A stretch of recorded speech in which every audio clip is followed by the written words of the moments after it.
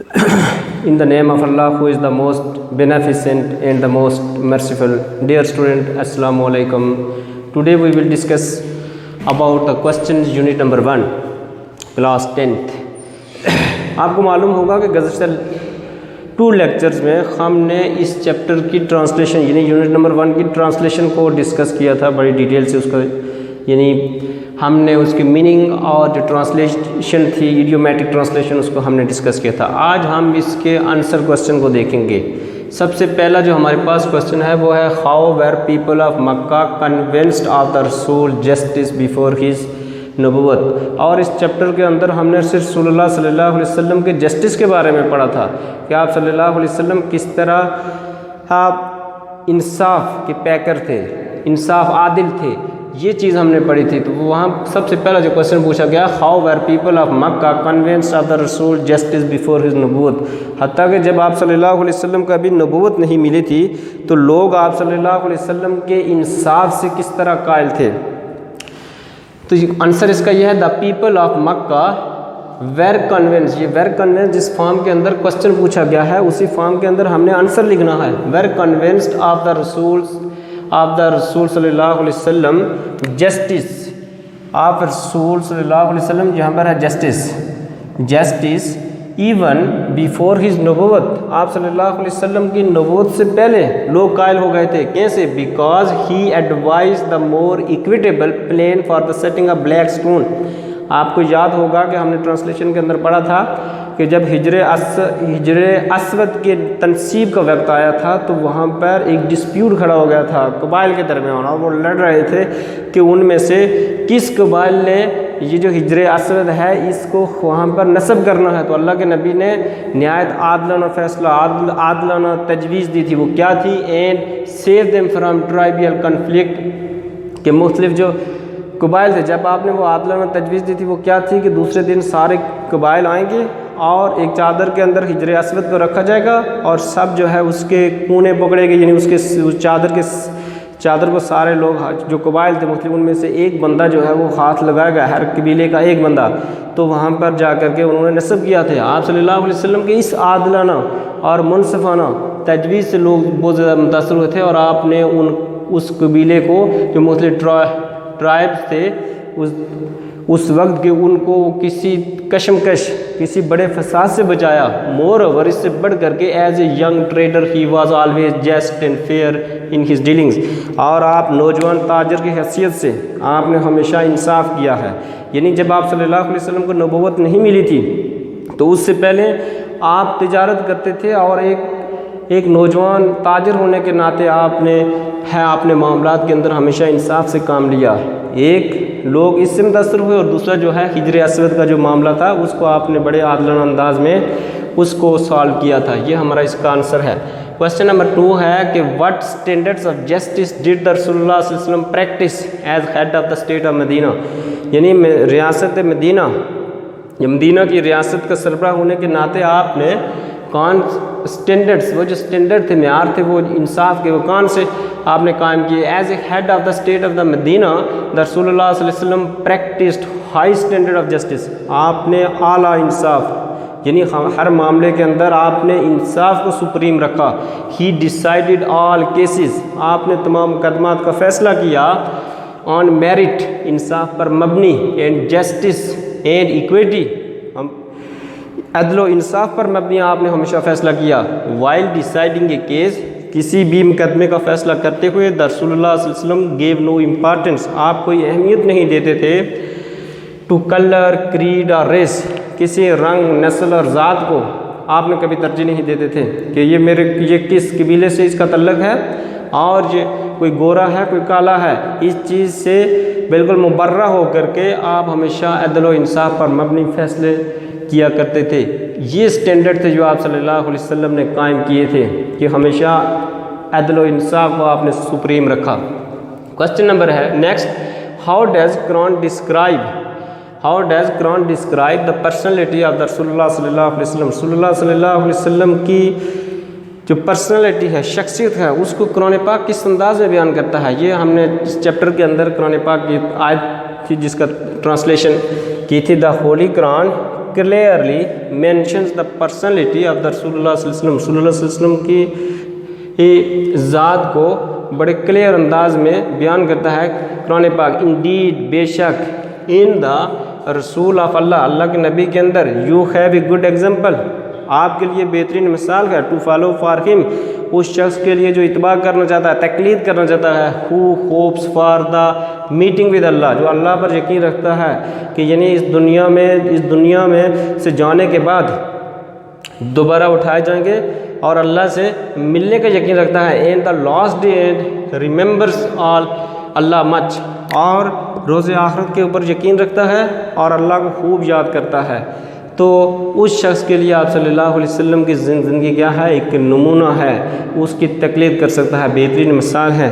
ये हमारे dear student, ये हमारे 3 क्वेश्चन थे। How were people of Mecca convinced of the रसूल जस्टिस बिफोर हिज नबूवत, आप सल्लल्लाहु अलैहि वसल्लम की नबूवत से पहले लोग किस तरह कन्विंस हुए, कायल हुए आप सल्लल्लाहु अलैहि वसल्लम के इंसाफ से। तो हमने बताया कि 2 काम किए थे, एक हिजर असवद का मामला आपने आदलना तजवीज़ फरमाई थी, और दूसरा एज ए यंग ट्रेडर, ताजिर की हैसियत से आप हमेशा जो अपने मामला थे उसमें इंसाफ किया करते थे। तो इस चीज़ को देख करके लोग बहुत ज़्यादा मुतासर हुए थे।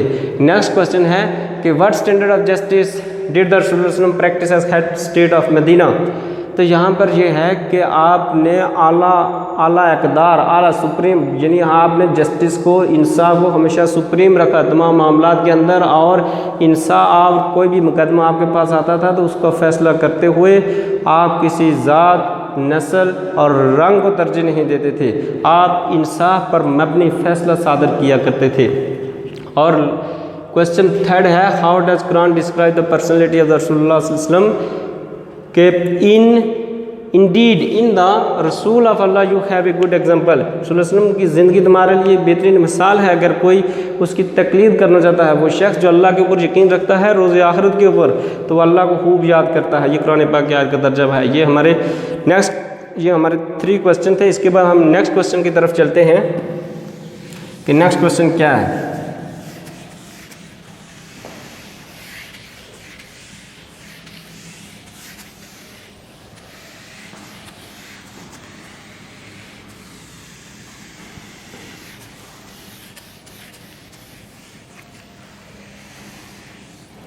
अच्छा, नेक्स्ट क्वेश्चन ये है, how can people achieve perfection in the moral, spiritual and social areas of life. How can people achieve, how can people achieve perfection,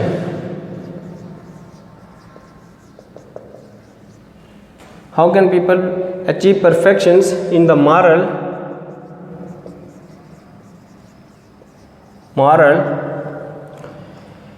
spiritual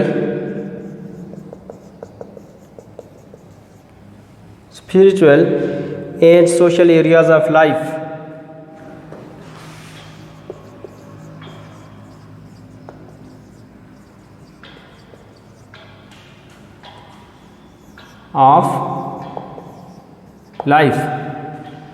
ये देखिए, यहाँ पर क्वेश्चन हाउ में पूछा गया है, हमने इसको रीअरेंज करके लिखना है। ये पीपल से आगे हमने स्टार्ट करना है, इस कैन को हमने अचीव से पहले लिख लेना है, यानी आपने क्वेश्चन को अरेंज करके लिखना है। People can achieve perfections in the moral, spiritual and social areas of life. ये हमने उसी तरह क्वेश्चन लिखा, पीपल कैन अचीव। ये देखिए, कैन की फॉर्म में क्वेश्चन पूछा गया, तो हमने कैन में ही आंसर देना है। People can achieve perfection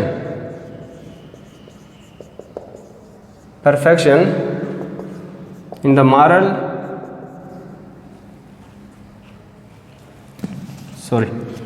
in the moral, spiritual and social areas of life,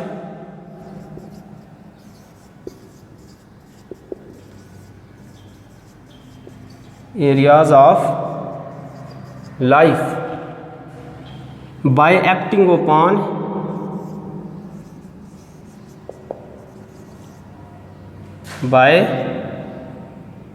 acting upon the advice, the message and guidance. By acting upon the message and guidance of the Rasulullah sallallahu alaihi wasallam. यानी question ये था कि how can people achieve perfection in the moral, spiritual and social areas of life. लोग अपनी रूहानी, अखलाकी और माशरती ज़िंदगी के अंदर किस तरह कामलियत हासिल कर सकते हैं, किस तरह परफेक्ट हो सकते हैं. तो आंसर ये है कि people can achieve perfection in the moral, spiritual and social areas of life by acting upon, अमल करने से, द मैसेज, उस पैगाम के ऊपर, एंड गाइडेंस ऑफ द रसूलुल्लाह सल्लल्लाहु अलैहि वसल्लम की रहनुमाई और आप सल्लल्लाहु अलैहि वसल्लम के पैगाम के ऊपर अमल करके आप अपनी ज़िंदगी के माशरती, अखलाकी और रूहानी पहलू के अंदर कामलियत हासिल कर सकते हैं. ये इसका आंसर था. ये नेक्स्ट क्वेश्चन हमने पढ़ा. इसके बाद हमारे पास next question,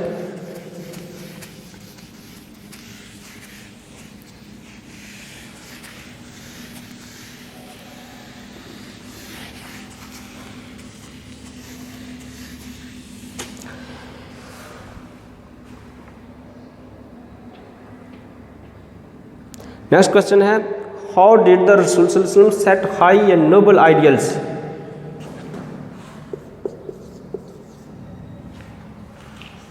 how did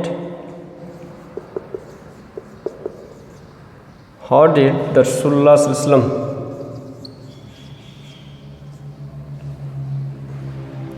set high and noble ideals, set high and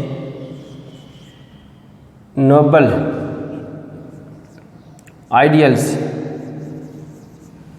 ideals for all mankind.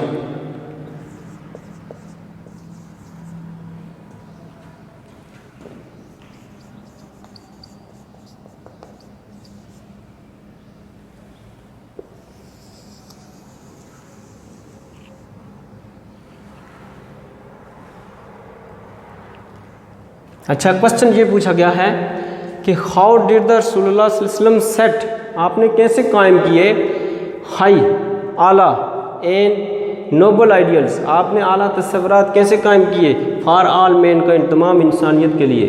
Question ये पूछा गया है. तो इसी फॉर्म में हमने कुछ, चूँकि सेकंड फॉर्म में ये क्वेश्चन पूछा गया है पास्ट इंडेफिनिट टेंस में, तो हमने उसी में आंसर देना है. इधर से स्टार्ट कर रहे हैं. द रसूलुल्लाह सल्लल्लाहु अलैहि वसल्लम,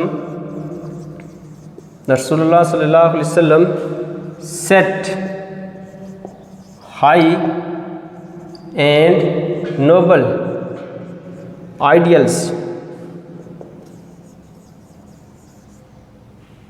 for all mankind through his practical example, through his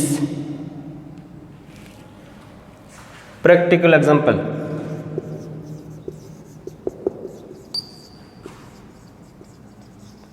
Through his practical example for all mankind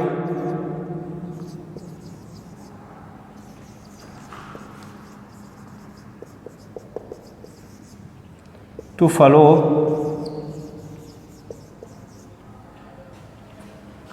in every field of life.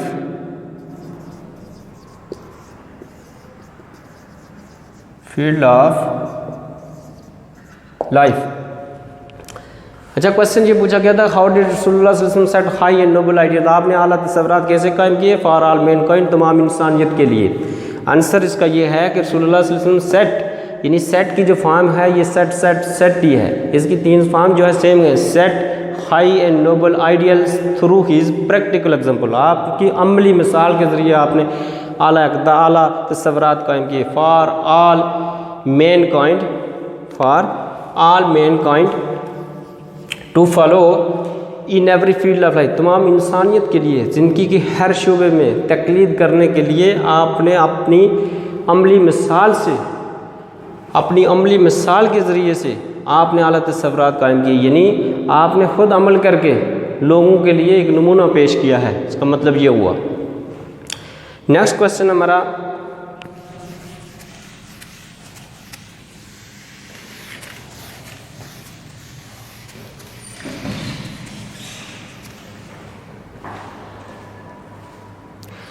What made non-Muslim bring their swords to the Rasulullah sallallahu alaihi wasallam?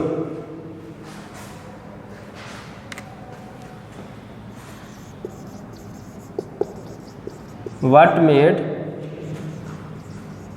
non-Muslim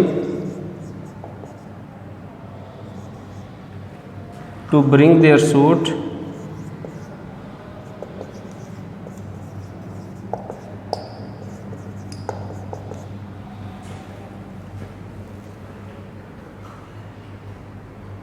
What made non-Muslim to bring their swords to the Rasul sallallahu alaihi wasallam?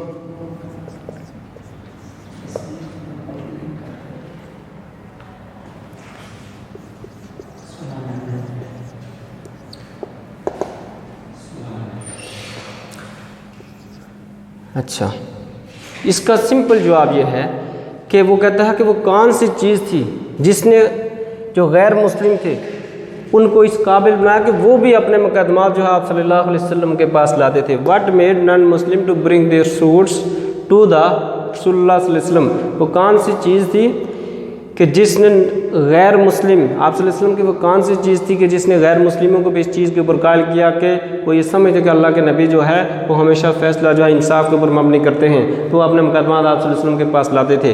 उसका सीधा answer है the justice and the honesty. The justice and the honesty. Honesty सिर्फ ये हमने यहाँ पर लिखा था जस्टिस एंड द ऑनेस्टी। आगे यही क्वेश्चन जो है क्वेश्चन में पूछा गया है, इसी को हमने अरेंज करके लिखना है, इसके साथ मिला लेना है। Made non Muslim to bring their suits to the रसूलुल्लाह सल्लल्लाहु अलैहि वसल्लम। The justice and the honesty of the रसूल सल्लल्लाहु अलैहि वसल्लम made non Muslim to bring their suits to the रसूल। आप सल्लल्लाहु अलैहि वसल्लम का ये इंसाफ और दयानतदारी थी जिसने गैर मुस्लिमों को इस चीज़ के काबिल किया, इस चीज़ की तरफ कायल किया, रागिब किया कि वो अपने मुकदमात जो है आप सल्लल्लाहु अलैहि वसल्लम के पास लाया करते थे। अच्छा, इसके बाद हमारी एक्सरसाइज है ग्रामर के बारे में, ग्रामर से मुतल्लिक़ क्वेश्चंस हैं। उसमें एक क्वेश्चन हमसे पूछा गया है कि एब्स्ट्रैक्ट नाउन्स और कॉन्क्रीट नाउन क्या होता है। एब्स्ट्रैक्ट नाउन्स और कॉन्क्रीट नाउन के बारे में पूछा गया कि एब्स्ट्रैक्ट नाउन क्या होता है और कॉन्क्रीट नाउन क्या होता है। कॉन्क्रीट नाउन वो होता है जिसको आप छू सकते हैं। फर्ज के ये वाइट बोर्ड है तो हम इसको छू सकते हैं, ये कॉन्क्रीट नाउन है। ये चेयर है, चेयर को हम छू सकते हैं, ये कॉन्क्रीट नाउन। ये वॉल है, वॉल को हम छू सकते हैं, ये कॉन्क्रीट नाउन है। तो एब्स्ट्रैक्ट नाउन वो चीज़ होती है जिसको हम छू नहीं सकते। फर्ज किया एब्स्ट्रैक्ट नाउन के अंदर,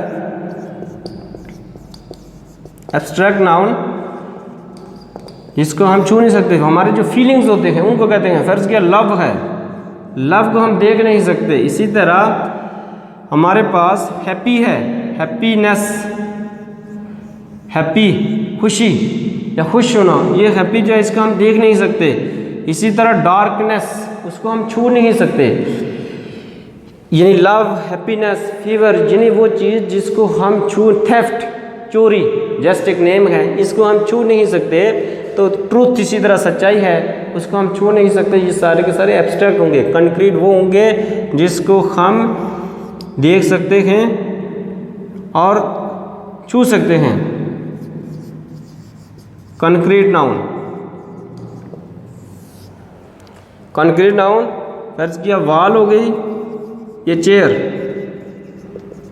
यानी कंक्रीट नाउन वो होता है जिसको हम छू सकते हैं और एब्स्ट्रैक्ट नाउन वो होता है जिसको हम छू नहीं सकते हैं, सिर्फ हम फील कर सकते हैं, उसे हम कंक्रीट नाउन कहते हैं। इस एक्सरसाइज को हम सॉल्व करते हैं कि कंक्रीट नाउन्स और एब्स्ट्रैक्ट नाउन।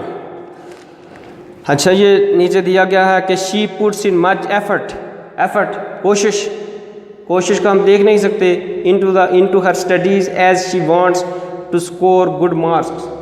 और स्टडीज़ मुताला करना, मुताला और जहाँ पर स्टडीज़ और एफर्ट्स दोनों जो लेफ्ट्स हैं ये क्या हैं, ये एब्स्ट्रैक्ट नाउन्स हैं। उसके बाद है सेकंड क्वेश्चन के they commanded him for his justice and truthfulness. Justice, इंसाफ को देख नहीं सकते, छू नहीं सकते। ट्रूथफुलनेस, सच्चाई को हम छू नहीं सकते, ये एब्स्ट्रैक्ट नाउन है। उसके बाद नेक्स्ट है keep the balls in the basket. Ball, उसको हम छू सकते हैं, उसको हम पकड़ सकते हैं, तो बाल क्या है, बास्केट भी क्या है, ये कंक्रीट नाउन है। बास्केट और बाल दोनों कंक्रीट नाउन है। आगे है द डिसऑनेस्ट ट्रेडर। ट्रेडर कोई भी इंसान जो ताजिर है, is losing the trust of his customers. Customers और ट्रेडर्स दोनों जो हैं ये कंक्रीट नाउन है, और ट्रस्ट जो आपका एतमाद है वो क्या है, वो एब्स्ट्रैक्ट नाउन है। उसके बाद क्वेश्चन नंबर 5 है कि he did not take good care of his pet. यहाँ पर केयर जो है ये क्या है, ये एब्स्ट्रैक्ट नाउन है, और जो पेट है वो कंक्रीट नाउन है। पेट को आप छू सकते हैं। अच्छा, इसके बाद उसने क्वेश्चन जो हमसे पूछा है कि choose whether each sentence need an indefinite articles और डेफिनेट आर्टिकल। इंडिफिनिट आर्टिकल और डेफिनेट आर्टिकल में सिर्फ हम दा होता है डेफिनेट आर्टिकल, और इंडिफिनिट आर्टिकल में हम ए एन और ए एन होते हैं। इंडिफिनिट आर्टिकल में सिर्फ ए और एन होते हैं, और डेफिनेट आर्टिकल में सिर्फ दा होता है। तो इसको इंशाल्लाह हम कल डिटेल से डिस्कस करेंगे, और उसके बाद हम इसको सॉल्व करेंगे इस एक्सरसाइज को, कि हम ये इसको डिस्कस करेंगे कि हमने दा को कहाँ पर यूज़ करते हैं, और इसी तरह जो ए और एन है उसको कहाँ पर उसको यूज़ करते हैं। और इसके बाद एक्सरसाइज के अंदर एक और चीज़ पूछी गई है, क्वेश्चन है कि filling each blank with past indefinite और past continuous tense of the verb in blank in brackets. यानी ये क्वेश्चन 1 में पूछता है, ये कहता है कि आपने या तो पास्ट इंडेफिनिट टेंस लिखना है या पास्ट कंटिन्यूअस टेंस। दो सेंटेंस होंगे, दोनों में फर्स्ट में या पास्ट इंडेफिनिट टेंस लिखना है या पास्ट कंटिन्यूअस लिखना है। तो ये सबसे पहला क्वेश्चन है कि what were you doing, what were you doing, I call you last night. What were you doing, आप क्या कर रहे थे। व्हेन आई कॉल्ड यू, यानी सेकंड में हमने सेकंड फॉर्म लिखी सेकंड पोर्शन में, और फर्स्ट पोर्शन में हमने पास्ट कंटिन्यूअस टेंस लिखा। सेकंड क्वेश्चन है I was sitting in the cafe when you called me. मैं कैफ़े में बैठा हुआ था, यानी उसका अमल बैठने का जारी और सारी था जब आपने मुझे कॉल की। यानी फर्स्ट में हमने पास्ट कंटिन्यूअस और सेकंड में हमने पास्ट इंडेफिनिट टेंस लिखा। आगे है Shamsa was watching A film. Shamsa जो है वो एक फिल्म देख रही थी, यानी उसके देखने का अमल जारी और सारी था। व्हेन शी हेard द नॉइस, जब उसने शोर की आवाज़ को सुना। सेकंड में हमने पास्ट इंडेफिनिट टेंस लिखा। वी वर प्लेइंग, हम खेल रहे थे, हमारे खेलने का अमल जारी था, past continuous tense. When Javed hurt his ankle, जब उसके टखने पर मोच आई, तो ये सेकंड में हर्ट हमने लिखा। तो ये सेकंड में हमने पास्ट इंडेफिनिट टेंस और फर्स्ट में हमने पास्ट कंटिन्यूअस टेंस लिखा। ये इसके बाद हमारी जो एक और क्वेश्चन है वो ये है कि which word in the pronunciation key have the same pronunciation as that of the words given below. Also find the symbol of each underlined sounds in your dictionary. अच्छा, ये वर्ड जो हैं ये आपके ऑब्जेक्टिव में 1 नंबर का ये आता है, ये कि ट्रांसक्रिप्शन जिसे हम कहते हैं, फोनेटिक्स एंड फोनोलॉजी के अंदर हम ट्रांसक्रिप्शन के बारे में पढ़ते हैं, उसके सिंबल्स कौन से होते हैं, तो उन सिंबल्स के बारे में पूछ रहा है। एक मुश्किल क्वेश्चन है, लेकिन इंशाल्लाह इसको ये जो ट्रांसक्रिप्शन है ये क्वेश्चंस और एक आर्टिकल वाला क्वेश्चन ए एन और दा हम कहाँ पर यूज़ करते हैं, इनको इंशाल्लाह हम डिटेल से कल नेक्स्ट जो हमारा लेक्चर होगा उसमें हम डिस्कस करेंगे। ओके डियर स्टूडेंट्स, आज के लिए इतना ही काफ़ी है। अल्लाह हाफिज़।